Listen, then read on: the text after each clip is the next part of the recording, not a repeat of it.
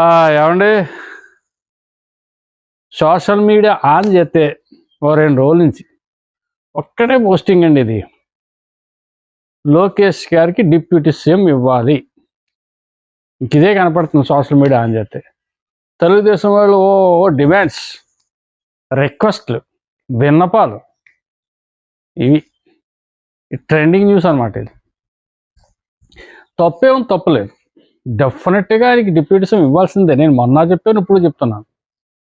ఇంచేతంటే పార్టీలో కీలకమైన నాయకుడు, ఒక ముఖ్యమంత్రి గారు అబ్బాయి, ఆయనకి డిప్యూటీ సీఎం ఇవ్వచ్చు. ఆయన పార్టీ రూలింగ్లో ఉంది కాబట్టి ఆయన డిప్యూటీ సీఎంగా ఉండి పార్టీని ఇంకా పటిష్ట చేసుకోవచ్చు. 29లో వాళ్ళు మ్యాజిక్ ఫిగర్ కోసం వాళ్ళ ప్రయత్నాలు ఇప్పటి నుంచే మొదలు పెట్టవచ్చు. ఇందులో ఏమీ తప్పు లేదు. దీనికోసం తెలుగుదేశం పార్టీలో పెద్దలందరూ కూడా డిమాండ్ చేయటం, రిక్వెస్ట్ చేయటం అనేది కొంచెం ఎందుకో ఓవర్ అనిపిస్తూ ఉంది. రీసెంట్గా సోమిరెడ్డి చంద్రశేఖర్ రెడ్డి ఇటువంటి పెద్ద పెద్ద సీనియర్ లీడర్లు అందరూ కూడా డిమాండ్ చేశారు, రిక్వెస్ట్ చేశారు.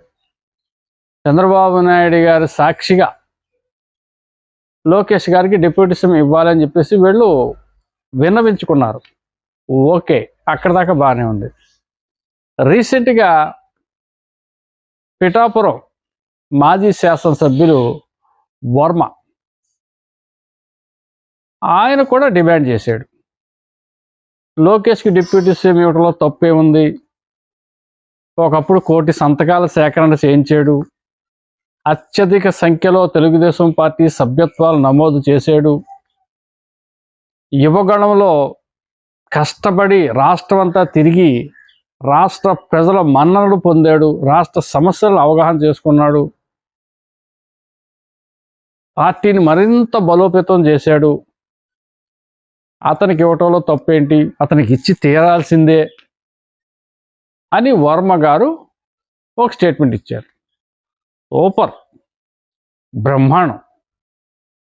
తెలుగుదేశం పార్టీ మాజీ శాసనసభ్యులుగా, తెలుగుదేశం పార్టీ రాష్ట్ర అధికార ప్రతినిధిగా, అదే తెలుగుదేశం పార్టీ చెందినటువంటి జాతీయ ప్రధాన కార్యదర్శి నారా లోకేష్ గారికి డిప్యూటీ సీఎం ఇవ్వాలని కోరటంలో, వర్మ గారు కోరటంలో ఏమీ తప్పు లేదు.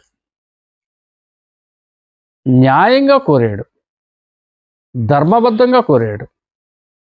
ఓకే.